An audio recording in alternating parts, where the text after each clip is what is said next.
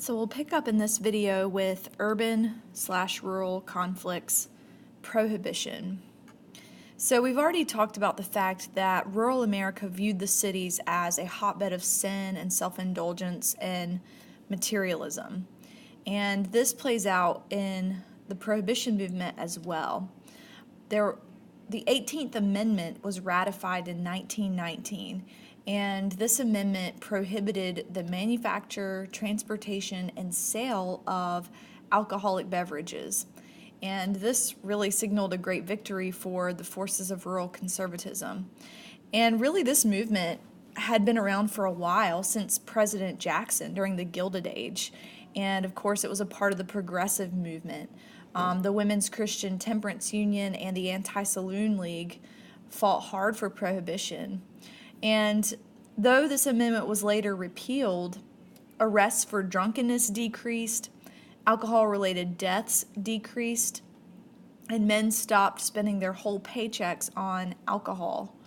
So alcohol abuse did decline during this noble experiment, as it's been called, but the illegal trade in booze spawned lots and lots of corruption.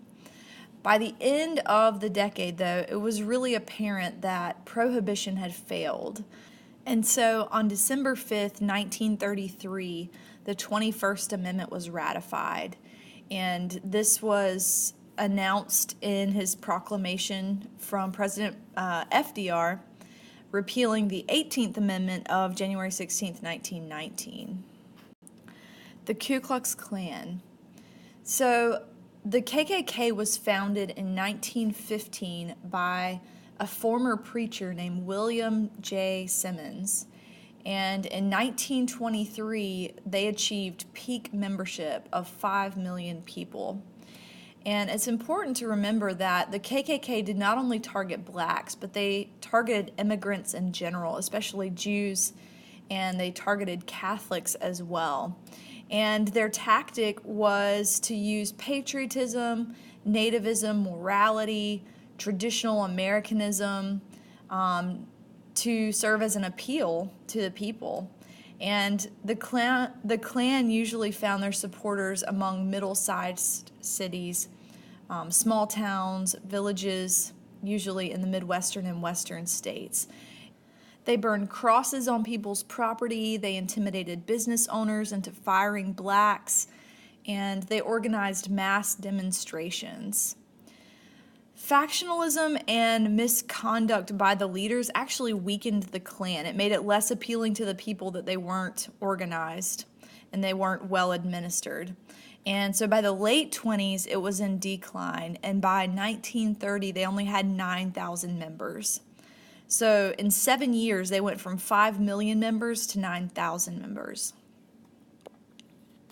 Sacco and Vanzetti, in keeping with this trend of anti-immigration, in April of 1920, Sacco and Vanzetti, this is two men, killed a paymaster and a guard in broad daylight during their armed robbery of the Slater and Morrill Shoe Company.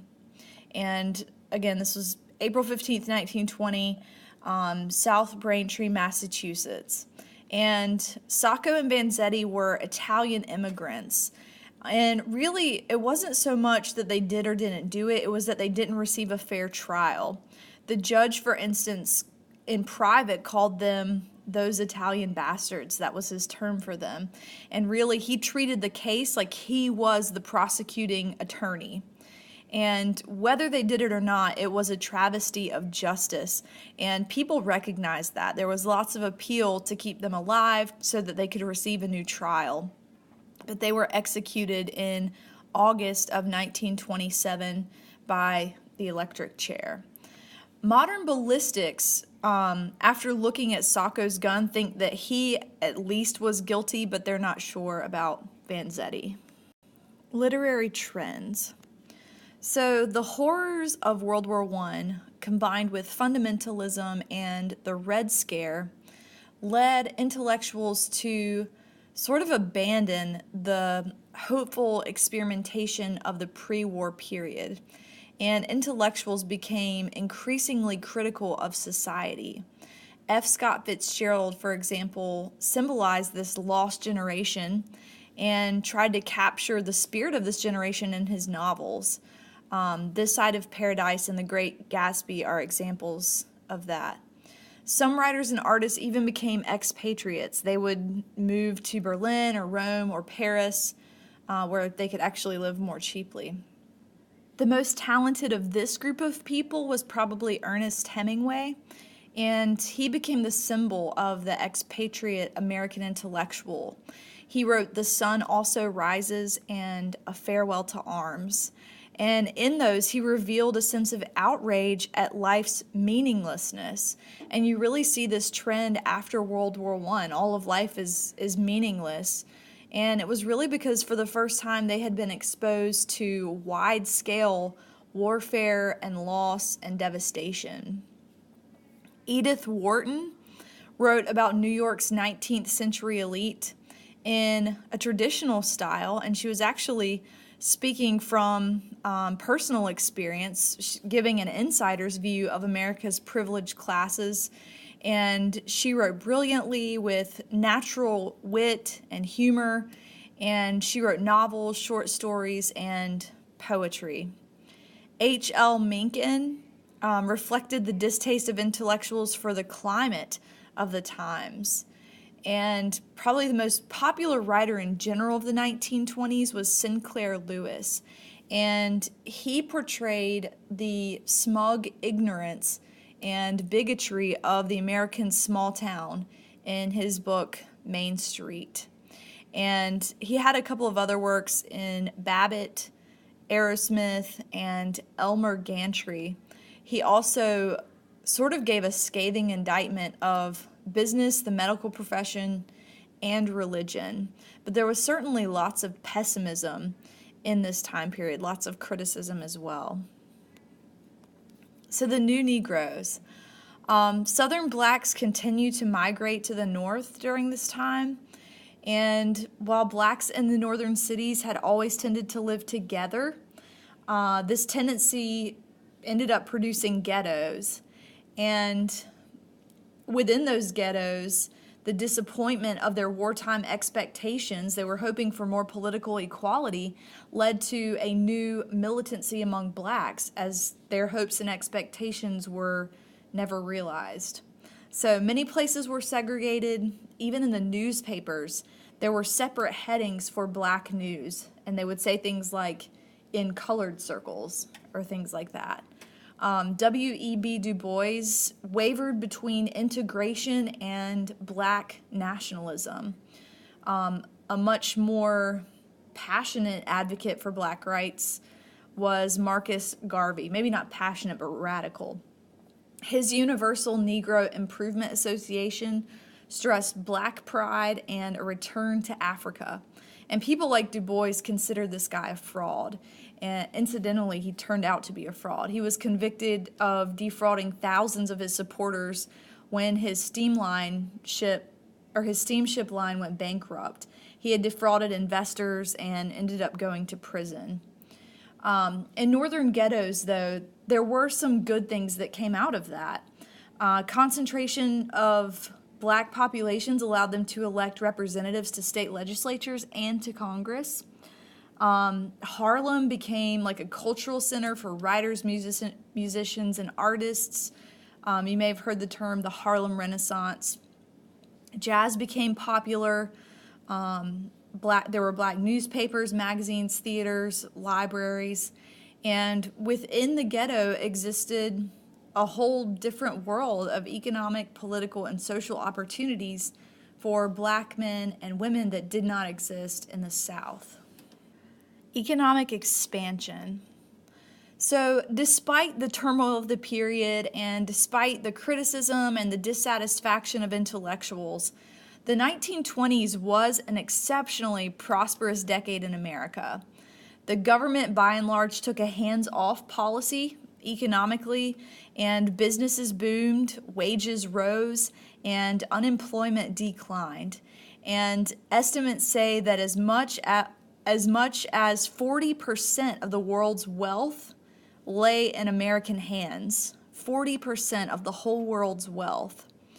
But government policy, the pent-up demand for war, and the continuing mechanization and rationalization of industry worked to fuel economic growth.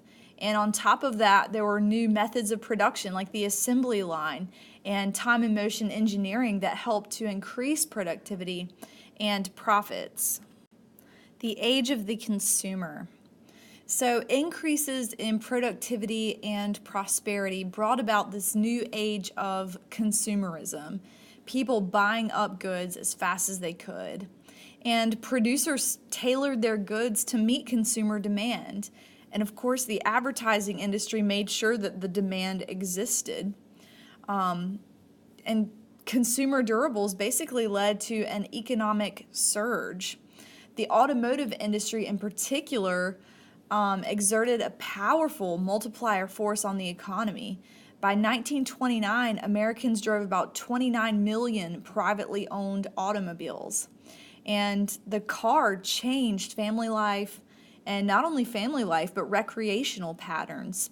It made people who were already mobile more mobile and became like a symbol of American freedom and prosperity and individualism.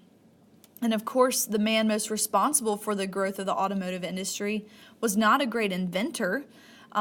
His genius lay in the areas of production and personnel and business management techniques. And of course, he came up with the cost-efficient assembly line that allowed the mass production of inexpensive cars. And Ford realized early on that if he paid his workers well, it ensured the retention of his trained workforce and also stimulated consumer spending. He wanted his workers to be able to afford one of his cars.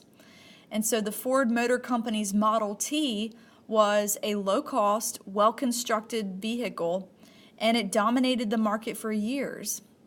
Ford, however, was unwilling to cater to consumer demand, so over time, he enabled other manufacturers to cut into his share of the market.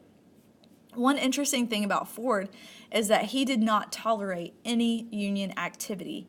He actually employed spies to investigate the lives of his workers, and they weren't allowed to talk on the job.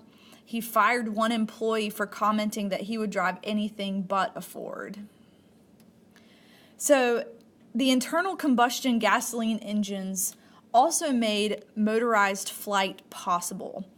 And of course, World War I speeded the advance of airplane technology. Of course, most of the planes built in the 20s were intended for military use. But in the post-war years, they had wing walkers, parachutists, and other barnstormers that expanded the public's fascination with the airplane. Commercial air service developed really slowly at first, and the first regularly scheduled passenger and mail service began in 1927. Of course, Charles Lindbergh, or Lucky Lindy as he was called, captured the world's imagination and accomplished a major feat with his nonstop flight from New York to Paris in May 1927. So the post-war period was an exciting / pessimistic / time of advancement, I guess. But we'll go ahead and end our chapter 24 notes here.